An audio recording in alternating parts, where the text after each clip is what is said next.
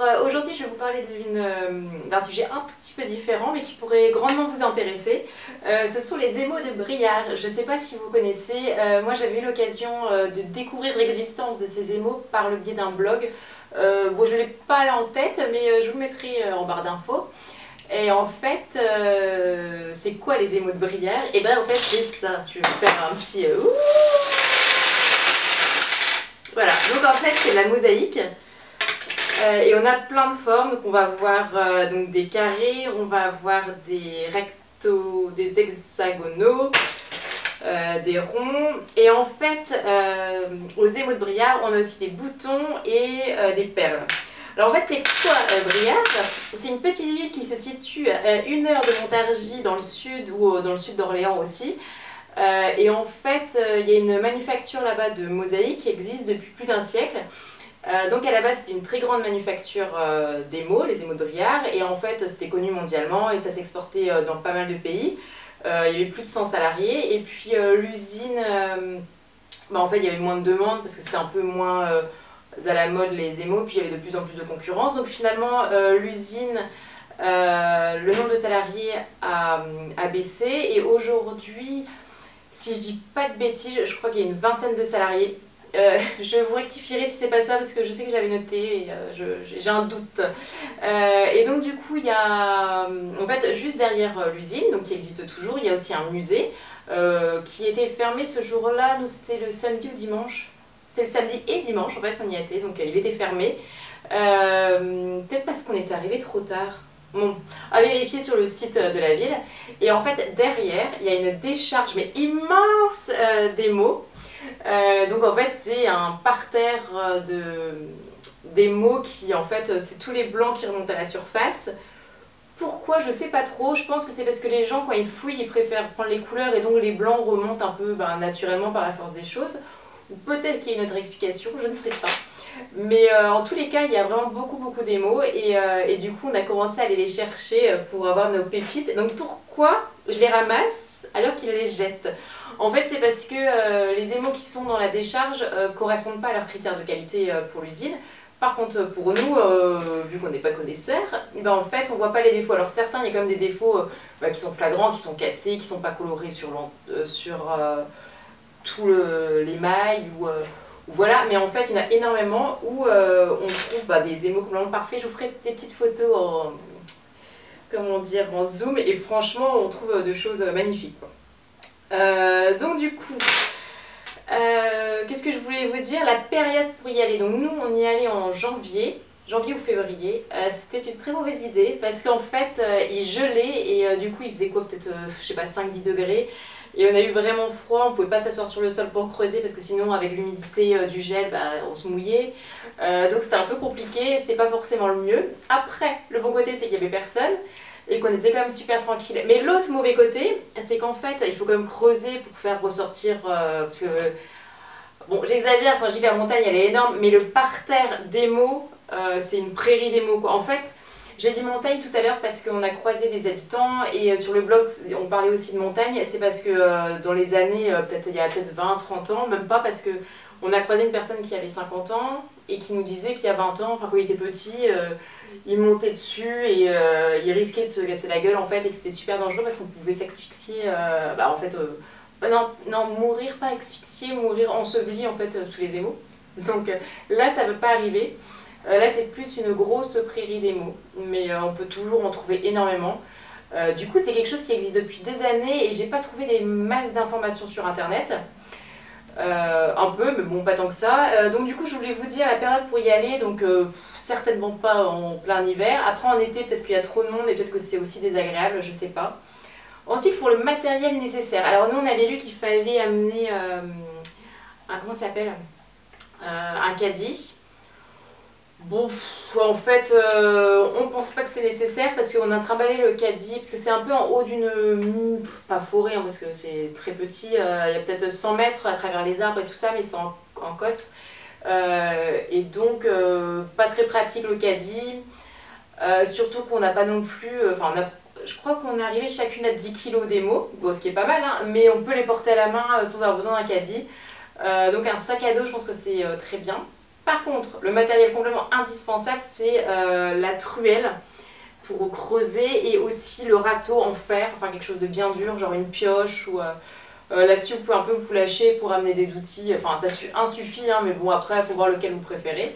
Nous on a eu de la chance, ma copine avait son outil et nous on a fait du covoiturage et la nana elle est juste à côté de Briare, on est passé chez elle, on a pris l'outil, on l'a redonné le lendemain.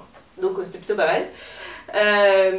Parce que sinon je sais pas, on n'avait pas de magasin de bricolage super à côté, peut-être à 5-10 km quoi. Mais en tout cas voilà le matériel nécessaire. Après, qu'est-ce que je voulais vous dire? Oui, pour une fois je suis super organisée, vu qu'on change un peu de la couture, j'ai marqué ce que je devais vous dire. La ville elle est super sympa, donc nous on a profité pour faire un petit week-end. Il y a une attraction, c'est le pont canal à visiter, et c'est trop bien. C'est un pont qui fait office de canal pour les bateaux, et qui passe donc au-dessus du fleuve. Étant donné que je n'ai plus le nom du fleuve, je vais pas vous le dire, mais voilà. Et puis on a dormi dans un petit Airbnb. Je pense que l'été ça peut être blindé. Mais bon, parce que c'est quand même super mignon et tout ça. Et puis pareil, on a fait un super resto où je peux vous mettre l'adresse si je la retrouve parce que franchement, il était super bon. Très bon souvenir. Voilà. Repassons à nos émois. Ah, merde. Coucou les filles, désolée ça a dû couper. Donc du coup je reviens aujourd'hui pour vous montrer vraiment la récolte que j'ai faite. Et puis vous aurez droit enfin à de petits bonus en mode vidéo que j'ai prise là-bas de ma copine qui est en train de chercher des petits émaux. Et aussi de mes trouvailles en train de les laver, enfin de moi en train de laver mes trouvailles. Voilà, donc du coup on a beaucoup de ronds comme ça. Ça ce sont des formes qu'on trouve beaucoup. La forme qu'on trouve presque le plus, ça va être tout ce qui va être hexagonal. Sinon on a plein de carrés aussi. À la base on s'était un peu fixé sur les bleus. En fait nous on a fait ça en 2 jours. On est parti, on a fait le samedi on a dû faire 3 heures et je pense le dimanche 2 heures. Et on a été pas vraiment efficace finalement le samedi parce qu'en fait on cherchait et on avait trop en tête ce qu'on voulait trouver. Donc en fait quand on a commencé à trouver des petits carrés bleus, ben on est resté là-dessus et on a pas mal cherché des carrés bleus. Alors qu'il y avait plein d'autres trésors sous nos yeux, mais du coup on s'éparpillait pas trop. Et le soir, en y réfléchissant bien, on s'est dit non, demain on y va en mode bourrine et on prend tout ce qu'il y a quoi. Donc évidemment toujours pas les trucs moches, mais en fait tout. Et c'est pour ça que le lendemain on a eu une cueillette beaucoup plus importante. Donc je vais vous montrer un petit peu ce qu'on a eu. Donc là vous voyez tous mes carrés et ceux que j'ai pas encore tout triés parce que ça prend quand même pas mal de temps. Je vais essayer de pas tout mélanger. Et ici, dans ce sac-là, alors ça c'est trop bien. Ça c'est tous les hexagonaux. Voilà, c'est des boulettes. Et quel est le but de ces hexagonaux? Ça va être par exemple de faire un plateau comme ça. J'ai trouvé aussi, donc en fait comme ça, mettre un petit joint et puis recouvrir en faisant un petit dégradé. J'ai trouvé une vidéo sur internet aussi sur comment refaire une table on va dire de terrasse ou voilà, avec un joli pied pas en acier, enfin si en métal mais je sais plus comment ça s'appelle, en fer forgé. J'en avais trouvé un joli sur le bon coin, bon, bah, finalement il est parti avant que j'arrive, bon. Mais du coup je perds pas espoir sinon pour l'instant c'est rangé dans un placard parce que je trouve qu'il faut trouver un beau support parce qu'ils sont quand même super jolis. Mais bon, de toute façon, la journée était sympa dans tous les cas, donc c'était quand même génial, même si maintenant ça traîne et que j'en fais rien. Mais bon. Qu'est-ce que je voulais vous dire d'autre? Ah oui, pour les couturières, là, ça peut carrément vous intéresser. Je vous avais dit qu'on y trouve des perles et des boutons. Et donc, je vais vous montrer des boutons. Et en fait, il y a des endroits où le premier jour, pareil, je les ramassais un par un. Et en fait, le deuxième jour, j'y allais avec la pelle et du coup, j'ai ramené un petit peu de terre chez moi. Mais du coup, la session de nettoyage était peut-être un peu plus compliquée, mais quitte à les nettoyer, autant en avoir plein, quoi. Donc, ce qui fait qu'on peut trouver de cette taille. Des noirs aussi comme ça. Des tout petits. Des blancs, des kakis, il n'y a pas vraiment de couleur vive, il y a beaucoup de blanc, kaki, noir. Après les tailles ça peut être petit, grand. Là par exemple j'en ai un tout petit. Voilà. Et en fait des comme ça, j'ai voulu en prendre pas mal parce que je compte me faire peut-être un jour la chemise de Pauline Alice où il y a des boutonnières, il y a peut-être une vingtaine de boutonnières et il faut des petits boutons et du coup je me suis dit que ça serait quand même parfait parce qu'en plus ces boutons, enfin, je sais pas trop si ça coûte cher mais quand on peut les avoir récupérés par terre en bon état c'est encore mieux. Et non, ils sont en assez bon état, ils sont pas tous parfaits en fait. Quand je les ai lavés, après je me suis rendu compte qu'il y avait quand même du déchet, mais bon, il y a quand même pas mal qui sont bien. Donc pour les projets ça peut être bien, pour les petites trousses, pour les petits trucs. Non, ils sont quand même jolis. Donc voilà, assez neutre mais ça peut être cool si jamais vous avez plein de boutons. Donc voilà les boutons que j'ai récupérés. Sur ce, je vous dis à la prochaine. Si vous avez des questions sur les émaux, des choses auxquelles j'ai pas pensé, alors n'hésitez pas. Je pense vous avoir à peu près tout dit. Mais bon, on ne sait jamais. J'y répondrai avec plaisir. Bon je vous dis à la prochaine. Salut. Un désert d'émaux.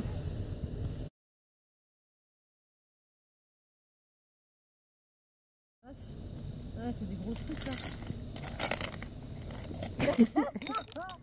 C'est une vidéo.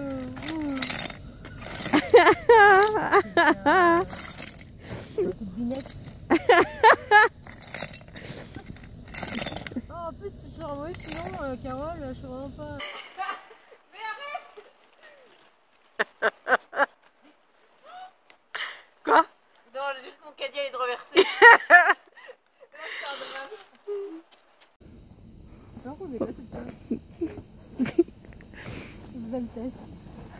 J'attendais une chute, quelque chose. Ah bah là, la chute, c'est payé de pas. T'es fière de ta récolte? Oui, ah ouais, c'est cool. Ah. Je vois, tu veux venir. Mais je suis très fière. Je pense que je peux faire de belles choses. Quelle est ta plus belle pièce?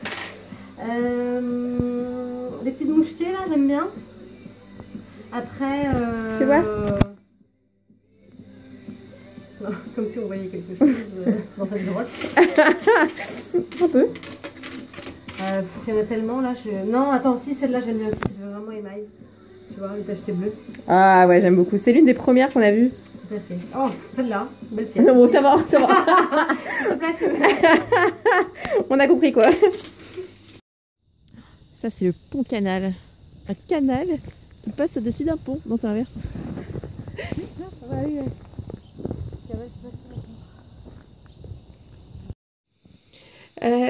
Alors, je viens de rentrer il y a 2 heures des émaux de Briare. Et en fait, je suis vannée, mais c'est un truc de malade comment ça crève en fait. Et on voit pas forcément le temps passer quand on est dans les émaux. On a dû peut-être passer 5 heures dedans en 2 jours. Et mes collants éclatés de partout. Donc du coup, je vais vous montrer ma petite collecte. Avant ça, regardez. Enfin, je vous montre pas mon bide gratos, mais il y avait un intérêt, je vous jure.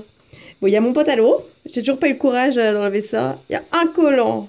Il y a 2 collants. Et normalement, il y a un 3e qui se balade ici. Et avec ça, j'avais encore froid. Donc, choper des émaux par -6, c'est pas la meilleure idée qu'on ait eue. Voilà.